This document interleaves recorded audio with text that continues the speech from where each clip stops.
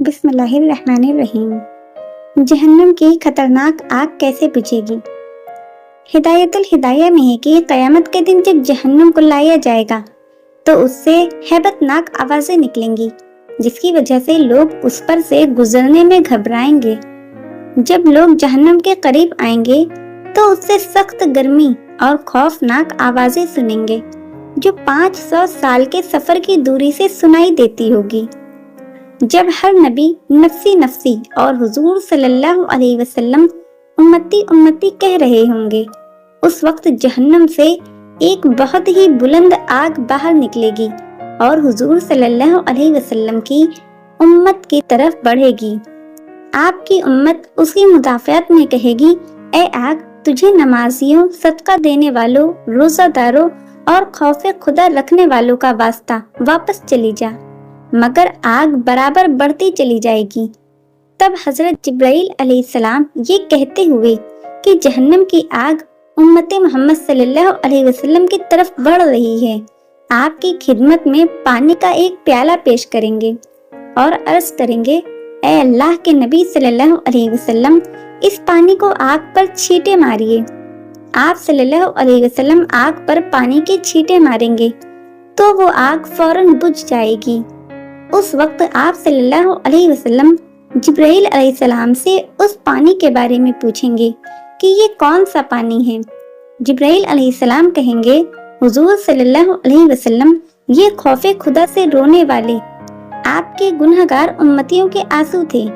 مجھے حکم دیا گیا کہ میں یہ پانی آپ کی خدمت میں پیش کروں اور آپ اس سے جہنم کی آگ کو بجھا دیں۔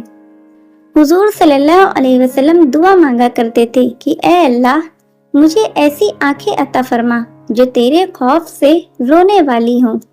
اے میری دونوں آنکھوں، میری لغزشوں پر کیوں نہیں روتی ہو؟ میری عمر برباد ہو گئی اور مجھے معلوم بھی نہ ہوا۔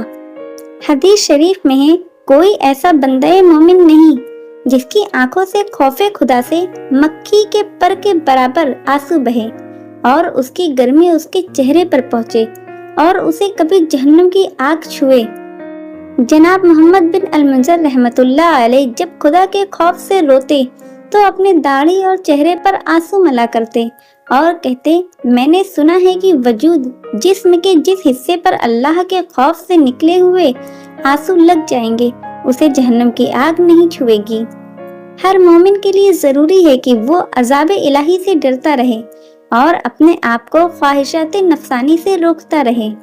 فرمان الہی ہے، بس جس کسی نے نافرمانی کی اور دنیا کی زندگی کو سب کچھ جانا، اس کا ٹھکانہ جہنم ہے، اور جو اپنے رب کے سامنے کھڑے رہنے مقام سے ڈرا اور اپنے نفس کو خواہشات سے روک لیا تو اس کی پناہ گاہ جنت ہے۔ جو انسان عذاب الہی سے بچنا چاہے اور ثواب پر رحمت کا امیدوار ہو، اسے چاہیے کہ دنیا کی مصیبتوں پر صبر کرے، اللہ کی عبادت کرتا رہے اور گناہوں سے بچتا رہے۔ ایک حدیث ہے کہ جب جنتی جنت میں داخل ہوں گے تو فرشتے ان کے سامنے طرح طرح کی نعمتیں پیش کریں گے، ان کے لیے فرش بچھائیں گے، ممبر رکھے جائیں گے اور انہیں مختلف قسم کے کھانے اور پھل پیش کیے جائیں گے۔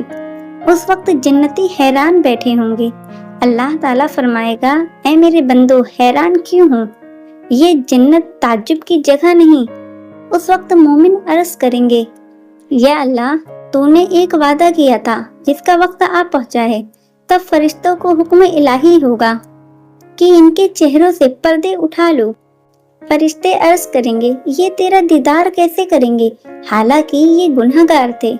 اس وقت فرمان الہی ہوگا، تم حجاب اٹھا دو، یہ ذکر کرنے والے، سجدہ کرنے والے اور میرے خوف سے رونے والے تھے اور میرے دیدار کے امیدوار تھے۔ اس وقت پردے اٹھا دیے جائیں گے اور جنتی اللہ کا دیدار ہوتے ہی سجدہ میں گر جائیں گے۔